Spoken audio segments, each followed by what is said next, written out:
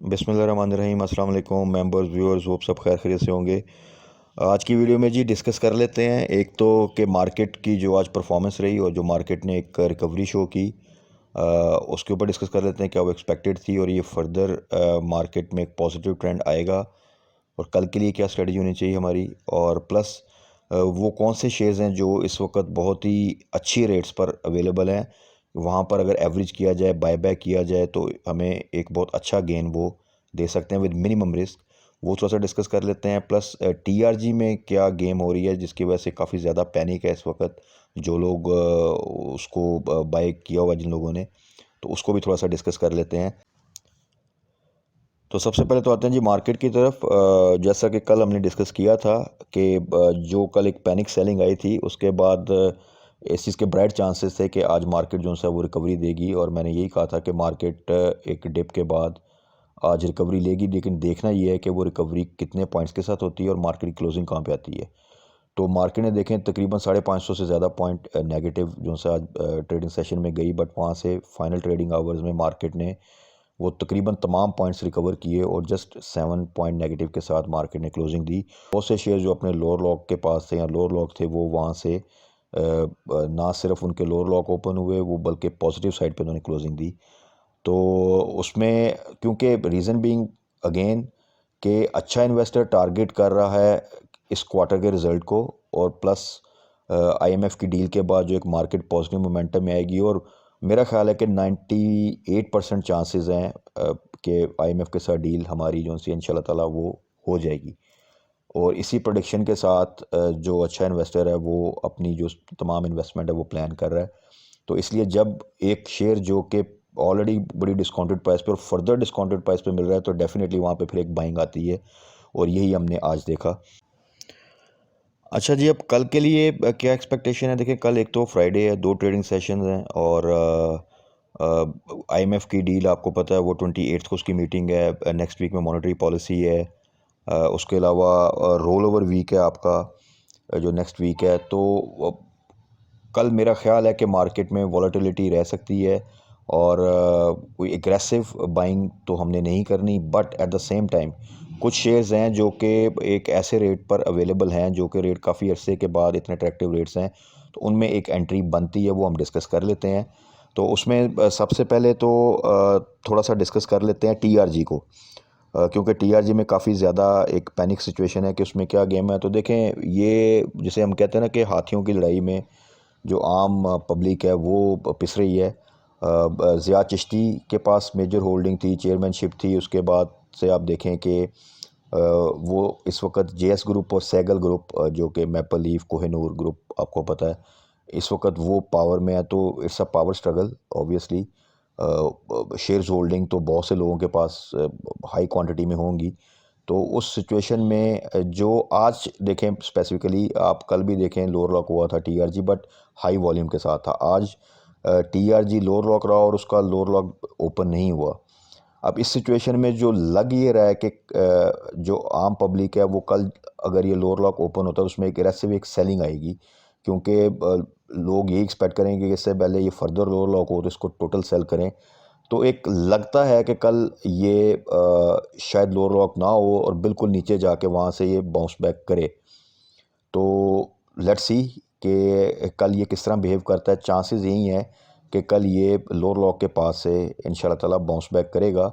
Ultimately देखें, जो लोग इसमें आए हैं उन्होंने इसको ऑब्वियसली कोई 40-50 रुपये पर तो लेके नहीं जाना।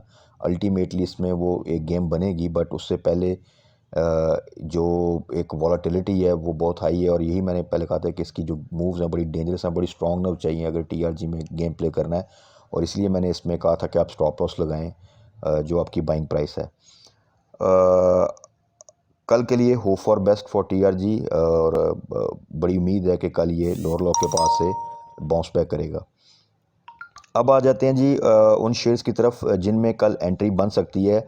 दो पेनी स्टॉक, पेस और वर्ल्ड कॉल, जिनको मैंने लास्ट वीक डिस्कस किया था, बहुत से दोस्त पूछ रहे थे, तो मैंने यही बताया था कि उस वक्त ये तकरीबन 2.5 से ऊपर था वर्ल्ड कॉल, और जो पेस है वो भी तकरीबन जो सा है वो 4.7 4.6 के पास था। तो मैंने यही कहा था कि बोथ आर गुड, बट इनके जो बाइंग लेवल हैं वो वर्ल्ड कॉल के 2 के करीब हैं, और जो पेस है वो जब 4 के करीब जाए तो वहाँ पे हम देखेंगे, और फर्स्ट एंट्री के तौर पे हम उस वक़्त इसको ले सकते हैं जब ये थोड़ा सा डिप लें। तो वर्ल्ड कॉल जी आज तकरीबन वो 2 के करीब आया, और वहाँ पे आप देखें कि उसने एक स्ट्रॉन्ग सपोर्ट बनाई, और वहाँ में इस पे बाइंग आई पेनी शेयर में भी और पेस में भी इस तरह ही। तो कल के लिए आप दोनों को डिप पे बाय कर सकते हैं, आप एंट्री ले सकते हैं 2 to 2.2 के पास आपको जहाँ पे भी वर्ल्ड कॉल मिले, इट्स गुड टू बाय। और पेस भी आपको 4 या 3.9 से 4.2 जहाँ पे भी आपको मिले, वहाँ पर आप जितनी लो साइड पे मिले उतना बेहतर है, तो वहाँ पे आप इसमें एंट्री ले सकते हैं। दीज आर एक्चुअली रेट जहाँ पे आप एंट्री लेंगे तो आपका रिस्क थोड़ा मिनिमम साइड पे रहेगा, और जब इसमें एक थोड़ी मूवमेंट बनेगी तो आप एक अच्छा गेन ले सकते हैं। इसके बाद आ जाएं जी, 2 शेयर्स आपको पता है कि हम बहुत से शेयर्स में एंट्री लेते हैं फिर एग्ज़िट लेते हैं। 2 शेयर्स हमने पिछले 4 माह से कैरी किए हुए हैं, जिसमें ट्रीट है और टैली है। और आपने देखा कि वो उनकी जो बाइंग हमारी रेंज होती है वो भी आपको अब याद होगी कि हम बार बार डिस्कस करते रहते हैं, और उस बाइंग रेंज से ये बहुत स्ट्रांगली जो है बाउंस बैक करते हैं जब भी वो टाइम आया है। और वही आप देख लें कि जो टैली की बहुत गुड न्यूज़ हैं, अगर ये मार्केट बुलिश हो और मार्केट प्रॉपर स्टेबल हो जाए तो टैली के लिए 25, और मैं अभी आपको ये बता सकता हूँ कि अगर ये प्रॉपर मार्केट ठीक हो तो 30 भी इसके लिए कोई मसला नहीं है, जो न्यूज़ आ रही हैं इसकी।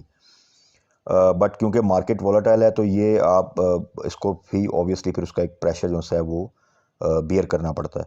बट आप देखें आप कि इस प्रेशर में भी टैली ने फ़ौरन एक अपने आप को पॉजिटिव साइड पे लेकर आया, और वहाँ पे इसने एक पॉजिटिव क्लोजिंग दी, और इसने काफ़ी सस्टेन किया। जैसे ये 17 से नीचे गया तो इसने मार्केट आल्दो के 550 पॉइंट डाउन थी तो इसने प्रॉपरली उसको एक बड़ा अच्छा रजिस्ट किया। इसी तरह ट्रीट देखें, ट्रीट पिछले 4 माह में ये it's a third time I think कि ये 40 से नीचे आया, 39 से नीचे, और वहाँ से देख लें ये फ़ौरन बाउंस बैक किया इसने। जैसे ही मार्केट थोड़ा सा उसने इंडिकेशन दी रिकवरी की, तो ये वहाँ से फ़ौरन बाउंस बैक करके पॉजिटिव साइड पे आया। तो treat below 40 is excellent price to enter. वहाँ पे आप इसको एवरेज करना चाहें एवरेज कर लें, बाय बैक करना चाहें तो बाय बैक कर सकते हैं। कल अगर डिप पे मिले आपको तो that's very good.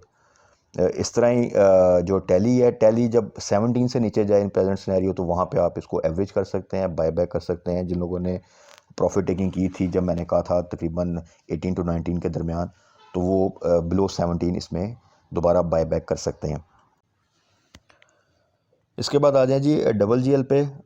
Double GL में काफ़ी ज़्यादा पिछले एक वीक में एक अच्छा खासा प्रेशर है, और जो हमारी बाइंग रेंज थी वो 23 to 25 थी, और ये तो उससे भी नीचे आ चुका है। मेरे ख्याल में ये वाइड शेयर है जो कि हमारी बाइंग रेंज से नीचे। ज़्यादातर जो शेयर्स हैं वो हमारी बाइंग प्राइस से अभी भी स्टिल ऊपर आई हैं, उस बाइंग रेंज में हैं। तो डबल जीएल में अगर आज आप देखें तो अगर आप वर्ल्ड कॉल को सिनर्जी को निकाल दें जो कि एक पेनी स्टॉक्स कंसिडर होते हैं, तो डबल जीएल आज वॉल्यूम लीडर था, और ऑफ मार्केट में भी इसमें 13 मिलियन का जो है वो ट्रांजैक्शन हुई है। बिकॉज देखें double GL is a very strong group.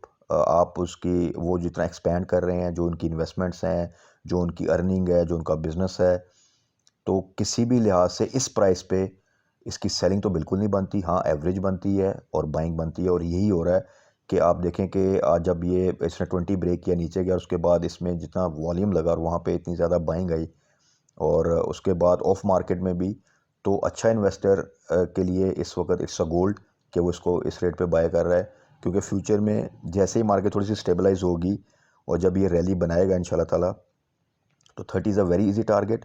और अगर ये 30 को सस्टेन करता है और मार्केट एक पॉजिटिव मोमेंटम कंटिन्यू करती है तो फिर ये 40 की तरफ इंशाल्लाह ताला जाएगा। ऐसा ही कुछ आपको याद होगा कुछ अर्सा पहले टैली में हुआ था। टैली में बड़ी एग्रेसिव सेलिंग आई और वो 14 की तरफ चला गया था, और वहाँ पे जब सब 8 रुपये की बात कर रहे थे, 6 रुपये की बात कर रहे थे, मैंने वहाँ पे इसकी बाइंग कॉल दी थी और स्पेसिफिकली कहा था कि इसको बाय करें, और वहाँ से फिर स्टेट वे इसने एक रैली बनाई थी, उसने 20 को भी क्रॉस किया था, और ये दोबारा लास्ट टाइम भी दोबारा 15 से नीचे गया और वहाँ पे फिर हमने बाइंग की, और ये फिर 20 की तरफ देख लें। इस वक्त इसने जो भी रिसेंटली 19 को टच किया था।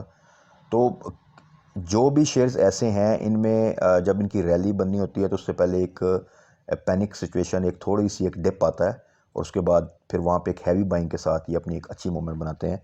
तो डबल जीएल में नथिंग टू वरी, इंशाल्लाह ताला इट विल परफॉर्म।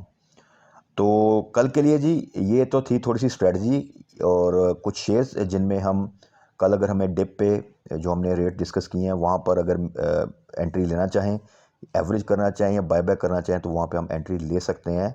और ये इंशाल्लाह ताला आने वाले दिनों में जैसे सिचुएशन थोड़ी बेहतर होगी तो बड़ा अच्छा हमें गेन दे के जाएंगे। कल के लिए बाकी stay strong and hold your positions इंशाल्लाह ताला।